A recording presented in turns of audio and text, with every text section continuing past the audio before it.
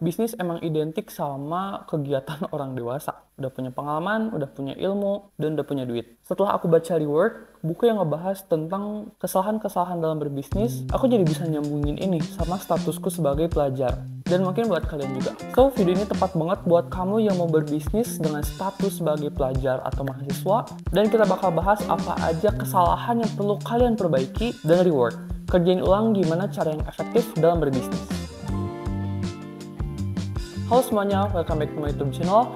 Aku Andika Fadila, tapi kalian bisa panggil aku Deki. Aku mahasiswa tingkat akhir di salah satu PTN di Indonesia. Dan di channel ini aku biasa bahas soal produktivitas, persiapan kuliah, kehidupan kuliah, dan sekitarnya. Selama 1 bulan kemarin, aku lagi baca buku Rework, di mana buku ini muncul terus di FYP TikTok aku dan akhirnya aku tergiur untuk baca. Yang mana buku ini dibuat oleh 37 Signal dan buku ini membahas gimana bisnis-bisnis yang ada di dunia salah dalam beroperasi dan gimana cara mereka membangun sistem yang bagus. Tapi nggak sebatas untuk bisnis aja, buku ini bahas secara general sih menurutku. Bagaimana kita menjalankan aktivitas dengan efektif, and frankly speaking, buku ini merubah cara aku dalam bekerja juga. Terutama merubah mindset aku dalam kegiatan mahasiswaku ini. Konten, project-project non-akademik, dan yang paling direct itu bisnis. Jadi kali ini kita bakal coba bahas gimana buku Rework ini bekerja untuk pelajar, terutama mahasiswa, buat kamu yang mau merintis bisnis. Sebelum mulai videonya, kalian bisa like, komen, dan juga subscribe ke channelku ya. Karena kedepannya aku bakal bikin video yang lebih bermanfaat lagi pastinya. Pelajaran pertama yang aku dapat dari buku ini adalah bedakan must have dan juga nice to have. Ini ada di babnya yang judulnya itu Don't Confuse Enthusiasm with Priority.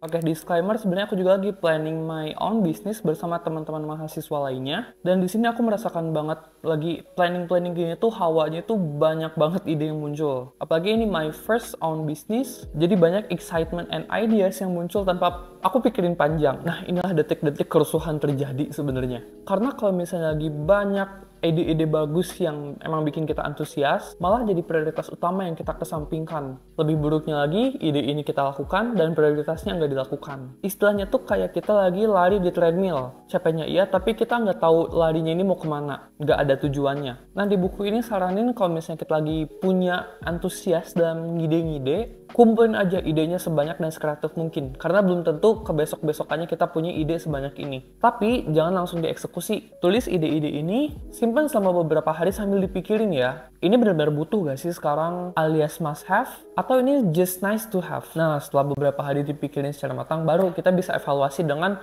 pikiran yang lebih jernih ya. Mana ide yang bisa dieksekusi, mana yang tidak.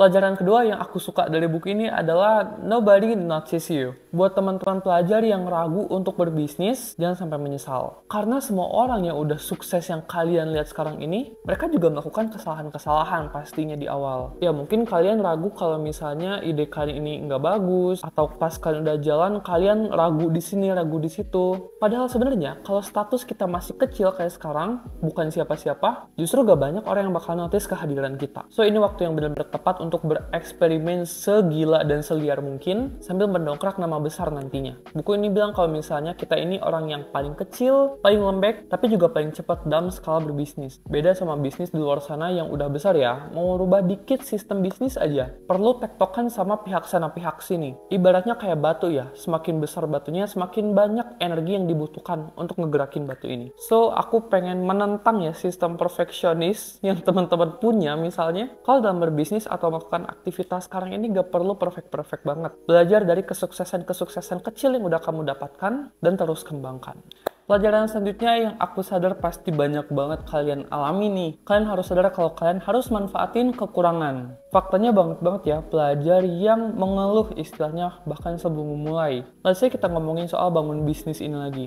Modalnya dari mana? Jatah jajan gue aja tipis banget. Duh, tugas-tugas gue lagi banyak banget. Gue gak punya waktu buat ikutin kayak ginian. Wah, gue ragu deh. Pengalaman gue belum begitu banyak, bro.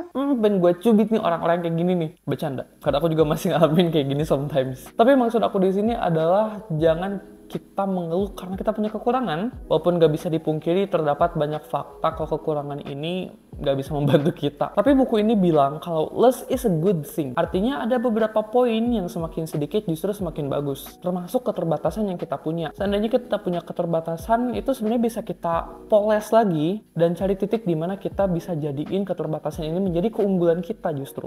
Contoh deh, pas waktu kalian ada deadline tugas. Keterbatasannya apa? Waktu. Nah, waktu kita kan terbatas ya, dikit banget dalam ngerjain tugas ini. Tapi at the end pasti bisa selesai.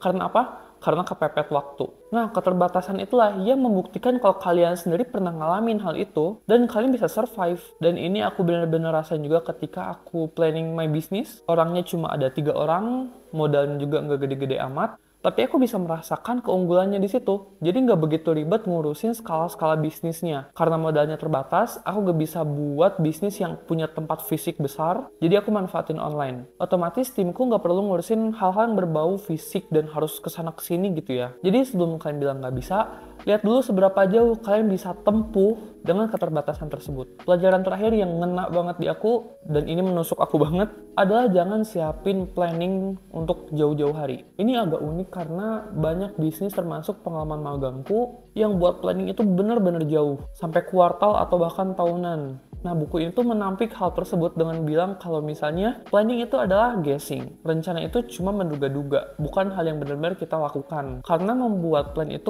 kesannya kita itu mengontrol hal yang nggak bisa kita kontrol, dan pada kenyataannya ini hanyalah dugaan. Dugaan yang penuh dengan analisis tambahan dariku. Jadi jangan sampai kita terlalu stres dibuatnya dan terlalu terobsesi sama planning. Kita gak pernah tahu apa yang akan terjadi ke depannya. Dan buku ini bilang kalau misalnya plan itu nggak seimbang dengan yang namanya improvisasi. Yang namanya juga improvisasi kan itu sesuai keadaan yang berlangsung ya. And who knows kalau improvisasi tersebut bahkan jauh lebih baik daripada plan yang udah kita buat. Ini benar-benar menusuk buat aku yang MBTI-nya itu ya, judge-nya itu 100%. Alias aku apa-apanya tuh harus terplanning dan sangat rinci. Even aku kalau main sama teman pun aku bikin rundown dulu. Ada juga yang kayak gini.